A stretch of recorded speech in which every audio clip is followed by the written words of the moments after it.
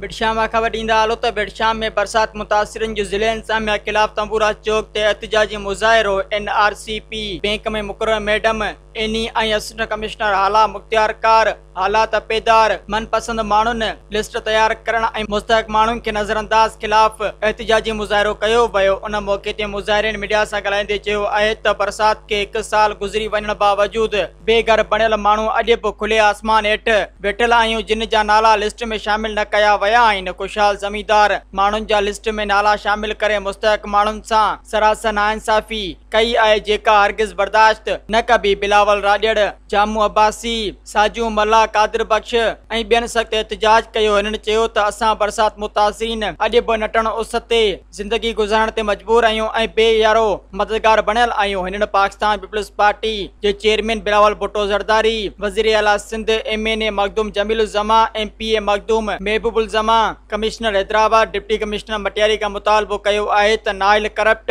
ऑफिसरनि ख़िलाफ़ कार्रवाई करे असां सैलाब मुतासिरीन सां इंसाफ़ कयो वञे। ॿी सूरत में मखदूम हाउस हालात जो घेरो तंग कयो वेंदो। जीअं असांजा मज़दूर यूनियन जा ही मज़दूर सभु आहिनि, केतिरा मज़दूर मूं वटि दाऊं खणी आया आहिनि ऐं मज़दूर यूनियन ग़रीब मिसकिननि जा अञा तूणीअ खेमनि में ई माण्हू उस में वेठा आहिनि।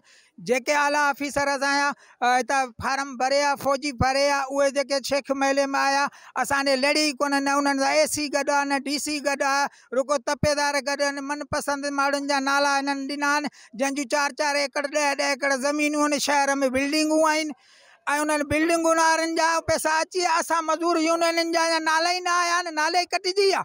असां मस्किन माण्हू अञा तूणीअ सां खेमनि में वेठा आहियूं, जंहिं असांजो हक़ न कयो आहे।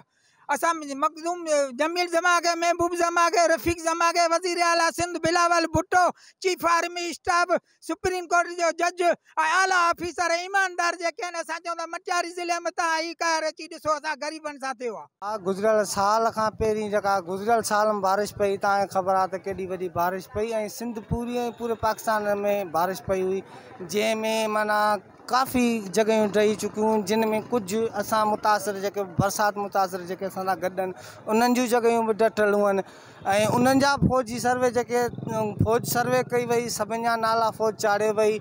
उन खां बाद में हाणे नाला अचणु शुरू थी विया आहिनि मटियारी ज़िले जा, पर बिडशा सिटी जा नाला अचणु शुरू थी विया आहिनि, जिन में लिस्ट में नाला जेके आहिनि से कुझु माना माण्हू आहिनि जेके हैसियत था रखनि, हैसियत वारनि माण्हुनि जा नाला आहिनि, पर जेके अहिड़ी उसनि जे हेठियां बारिश पए थी त जेको सो खेमनि जे हेठियां वेठल आहिनि उन्हनि जी का सार संभाल कान लधी वई आहे।